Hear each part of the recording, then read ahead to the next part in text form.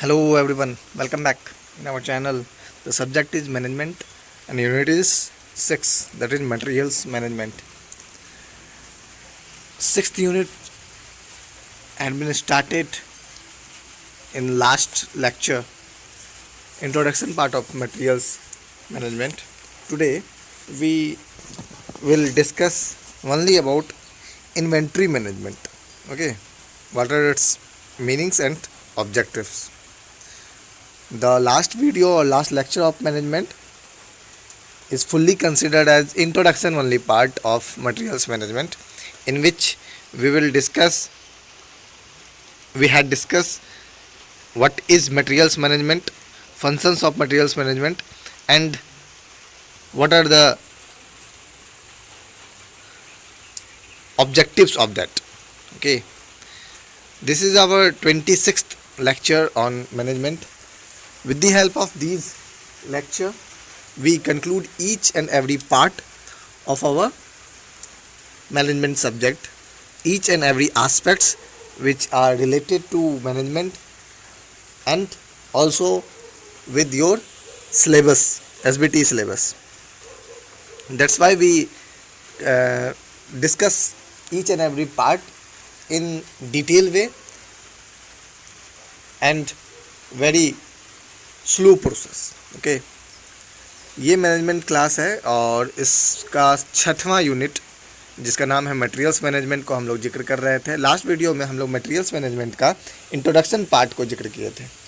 इस वाले में हम लोग बस इन्वेंट्री मैनेजमेंट जो है, या आप बोल सकते हो इन्वेंट्री मैनेजमेंट का मीनिंग्स या ऑब्जेक्टिव्स, उनको हम डील कर रहे होंगे. छोटे छोटे पार्ट या छोटे छोटे टॉपिक जितने सारे हैं मैनेजमेंट का हम लोग वीडियो के ज़रिए, लेक्चर के ज़रिए हम लोग कंप्लीट कर रहे हैं. ये हमारा सेकंड लास्ट यूनिट है, 6वां. इसके बाद लास्ट यूनिट बस एक बच जाएगा, 7वां यूनिट. पिछले जितने भी 25 लेक्चर हुए हैं उनमें सारे चीज़ों को जिक्र किया गया है. ये 26वां वीडियो है, तो हम लोग आज बस इन्वेंट्री पार्ट करेंगे और आज का लेक्चर थोड़ा सा छोटा होगा और एक एक पॉइंट को बहुत बखूबी आप लोग ध्यान दीजिएगा, क्योंकि अगर जिनका छूट भी गया है तो वो पिछला वीडियो को देख के आप रिकवर या फिर से रिवीजन भी कर सकते हैं, दोनों कर सकते हैं. ठीक है, एग्ज़ाम पॉइंट ऑफ व्यू से इम्पॉर्टेंट है. ठीक है, आगे बढ़ते हैं हम लोग. पहले तो इन्वेंट्री एक्चुअली में होता क्या है, इन्वेंट्री, उसको हम लोग जिक्र करेंगे. ठीक है, आपके सिलेबस में लिखा हुआ है इन्वेंट्री मैनेजमेंट. आप इन्वेंट्री मैनेजमेंट भी बोल सकते हो, यहाँ पे इन्वेंट्री लिखा हुआ है.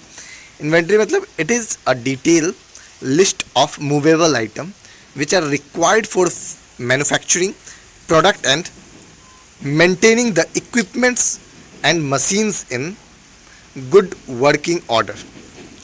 क्या मतलब है? ये डिटेल है किस चीज़ का? मूवेबल आइटम का. इन्वेंट्री मैनेजमेंट जो है ये किस चीज़ का डिटेल रखता है?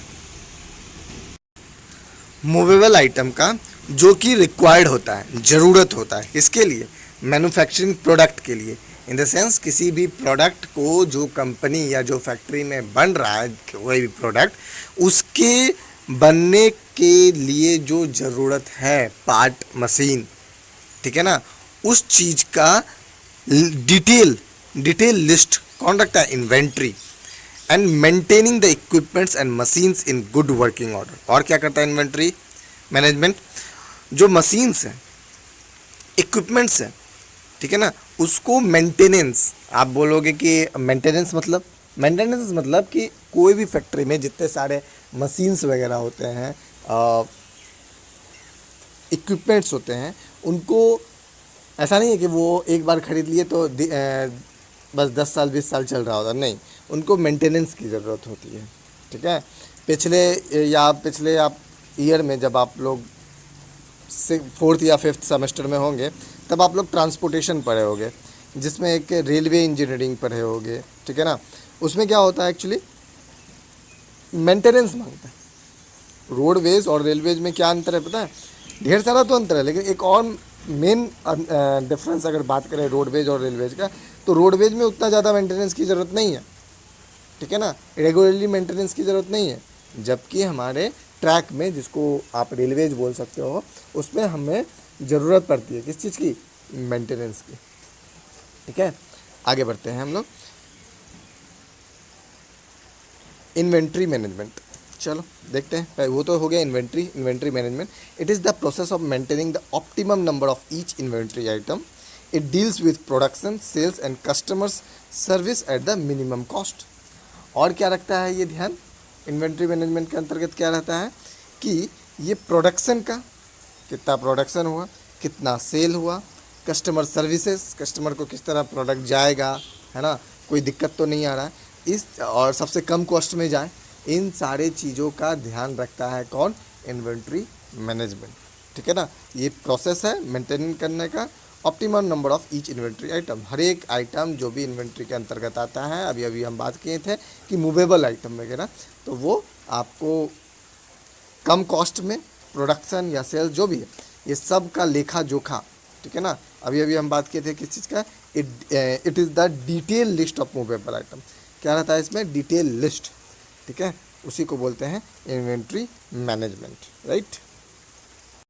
अगर हम इसके ऑब्जेक्टिव्स की बात करें, किसके, इन्वेंट्री मैनेजमेंट की, तो objectives of inventory management, there are 3 objectives of inventory management. 3 objectives होते हैं, क्या क्या, हम बारी बारी करके डिस्कस करते हैं। पहला है ऑपरेशनल ऑब्जेक्टिव्स। ऑपरेशनल ऑब्जेक्टिव्स मतलब it ensure continuous supply of materials. ये क्या करता है, इंश्योर करता है, मतलब आपको, आप बोल सकते हो स्वीकृति देता है, या सुनिश्चित करता है किस चीज़ के, continuous supply of material. Material को हमेशा आप पे कस्टमर को देना, कस्टमर को रेगुलरली प्रोवाइड करवाना, ठीक है ना, या डीलर को सप्लाई करना। ठीक है, ये सब क्या होता है, इन्वेंट्री मैनेजमेंट के अंतर्गत आता है, और ये मुख्य ऑब्जेक्टिव्स होते हैं। ठीक है ना, जिसको ऑपरेशनल ऑब्जेक्टिव्स के अंतर्गत रखा गया है। It ensures continuous supply of materials, spares and finished goods, and to avoid overstocking and understocking of inventory item। अब ऐसा नहीं कि जो भी मार्केट में कोई भी सामान हम सप्लाई कर रहे हैं, इतना स्टॉक कर लिए कि मार्केट का डिमांड कम हो गया और मेरा स्टॉक धरा का धरा रह गया। और ये भी देखना पड़ता है कि हमें मार्केट में बहुत ज़्यादा डिमांड है और हम डिमांड को फुलफ़िल नहीं कर पा रहे हैं। तो ये दोनों बात हो सकती है, ठीक है ना, और दोनों खतरनाक है। हम मार्केट के डिमांड पे खड़े नहीं उतर रहे हैं, इसका मतलब मेरे में कोई डिफेक्ट है। हम मार्केट के डिमांड को हम पढ़ नहीं पा रहे हैं, मार्केट कुछ और चाह रही है और हम कुछ और डीलर या सेल्समैन को सप्लाई कर रहे हैं, फिर भी हमारे लिए दिक्कत बात है, हमारी कंपनी के लिए, हमारे ऑर्गेनाइजेशन के लिए बहुत ही बड़ा दिक्कत वाला बात है। ये सब जितना चीज़ें मैनेज हो रहा है कि स्टॉक में कितना रहना चाहिए, ठीक है ना, स्टॉक खाली नहीं रहना चाहिए, स्टॉक में ज़्यादा माल नहीं रहना चाहिए, ये सारा चीज़ क्या कर रहा होता है, इन्वेंट्री मैनेजमेंट के अंतर्गत आता है। ठीक है, जो कि ऑब्जेक्टिव्स है, पहला ऑपरेशनल ऑब्जेक्टिव। ऑपरेशनल मतलब किसी काम को करने के दौरान। ठीक है, आगे नेक्स्ट फाइनेंशियल ऑब्जेक्टिव्स क्या है, it involves keeping materials cost under control to reduce cost of production and maintain investment in inventory at optimum level. मतलब क्या है, ये क्या करता है, it involves keeping materials cost under control, control के अंतर्गत रखता है। ऐसा नहीं कि किसी भी चीज़ को इतना ज़्यादा बढ़ा दें कि बेस पब्लिक इसको अनचाहा कर दे। ठीक है ना, अब देखो क्या होता है कि अगर वही सामान जो एक कोई प्रोडक्ट है, same as it is product कोई दूसरा कंपनी कम दामों में देता है, तो कस्टमर क्या करेगा, वो चीज़ पे ज़्यादा फोकस करने लगेगा। तो फिर आपकी जो ज़्यादा दाम वाली और सेम प्रोडक्ट है वो धरा का धरा रह जाएगा। तो ये सब चीज़ें उनको, उनके मैनेजमेंट को इन्वेंट्री मैनेजमेंट के अंतर्गत चलता रहता है। It involves keeping materials cost, material के कॉस्ट अंडर कंट्रोल, कंट्रोल के अंतर्गत अंदर रहना चाहिए। To reduce cost of production, अब जैसे मटेरियल कम दाम में लोगे तो आपका प्रोडक्शन चार्ज भी कम हो जाएगा। ठीक है ना, और लास्ट जो प्रोडक्ट निकलेगा, ठीक है ना, उसका भी फाइनल प्रोडक्ट, उसका भी दाम कम होगा, और दाम कम होगा तो आगे ज़्यादा कॉस्ट सेल्स होगी। And maintain investment in inventory at optimum, कितना इन्वेस्ट करना है, कहाँ कितना इन्वेस्ट करना है, किस पोर्शन में कितना इन्वेस्ट किया जा सकता है, ये सारी चीज़ इन्वेंट्री मैनेजमेंट के अंतर्गत रहता है। ठीक है, आगे देखते हैं। Property protection objectives. It saves inventory against theft, wastage, damage, or unauthorized use and ensure that materials are in the stored are represented in stock. क्या है? प्रॉपर्टी प्रोटेक्शन ऑब्जेक्टिव्स, मतलब जो भी सामान है वो तो प्रॉपर्टी ही ना है, उसके प्रोटेक्शन का भी ध्यान रख रखाव कौन करेगा? इन्वेंट्री मैनेजमेंट के अंतर्गत। अब इन्वेंट्री मैनेजमेंट के अंदर क्या कहता है? It saves inventory against theft. मतलब क्या है कि अब कोई भी चीज़ ऐसा नहीं हो कि कंपनी से चोरी की जा रही है, ठीक है ना, तो वो सब का भी ध्यान कौन रखेगा? Inventory management. वेस्टेज, अब ऐसा है नहीं कि अगर एक प्रोडक्ट बनाने के लिए अगर मटेरियल, मान लो कोई भी सामान बनाने के लिए 1 kg का ज़रूरत है, तो इतना ख़राब बन रहा है या किसी भी कारणवश उसमें 1.5 kg लग रहा है, 1.5 kg लग रहा है, तो वो जो 0.5 kg जो मेरा हर 1 kg के प्रोडक्ट में जो बर्बाद जा रहा है, वेस्टेज जो जा रहा है, उसका भी ध्यान रखना चाहिए कि मिनिमम से मिनिमम मटेरियल में हम मैक्सिमम से मैक्सिमम प्रोडक्ट निकाल पाएँ, ठीक है ना। डैमेज, अब ऐसा नहीं कि हर 100 प्रोडक्ट में 20-30 डैमेज हो गया, ये गलत है। 20-30 मतलब 20 to 30% नहीं, 1 to 5% बहुत हो गया, ठीक है ना।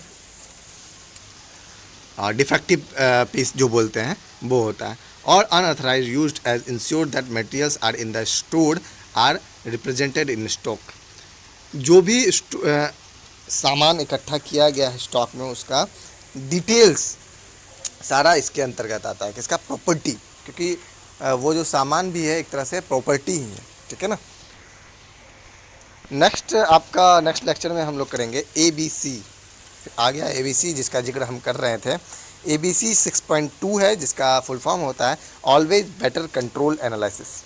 Always better control analysis, ABC का फुल फॉर्म होता है क्या? ऑलवेज बेटर कंट्रोल, और ये एनालिसिस है ABC एनालिसिस, ठीक है ना, ऑलवेज बेटर कंट्रोल एनालिसिस। इसके अंतर्गत क्या क्या होता है हम लोग बात करेंगे। ये छोटा सा यूनिट ही है, ठीक है ना, मटेरियल्स मैनेजमेंट। मात्र 4 से 5 लेक्चर और 4 लेक्चर में हम कंप्लीट कर देंगे, ठीक है ना। उसके बाद हम लोग लास्ट यूनिट को पढ़ के हम लोग मैनेजमेंट को बाइंड अप कर रहे होंगे, right. Thank you everyone to watch this lecture, management unit 6 materials management, okay. अगर आप लोग को कोई भी प्रॉब्लम है, कोई भी क्वेरी है मैनेजमेंट से रिलेटेड, तो आप लाइव चैट पे बखूबी पूछ सकते हैं, आंसर दिया जाएगा वहीं पे एट अ टाइम। और अटेंडेंस आप कमेंट बॉक्स पे लगा दीजिए जैसे ही आप ऑनलाइन होते हैं, जैसे प्रीमियर स्टार्ट होती है, टाइम टू टाइम आप वहाँ पे अटेंडेंस लगा सकते हैं कमेंट बॉक्स में। बाकी जब मेरे द्वारा कहा जाएगा तभी आप अटेंडेंस लाइव चैट पे, बाकी आप कमेंट बॉक्स पे अटेंडेंस लगा दीजिए, वो मान्य हो, राइट। ठीक है, थैंक यू।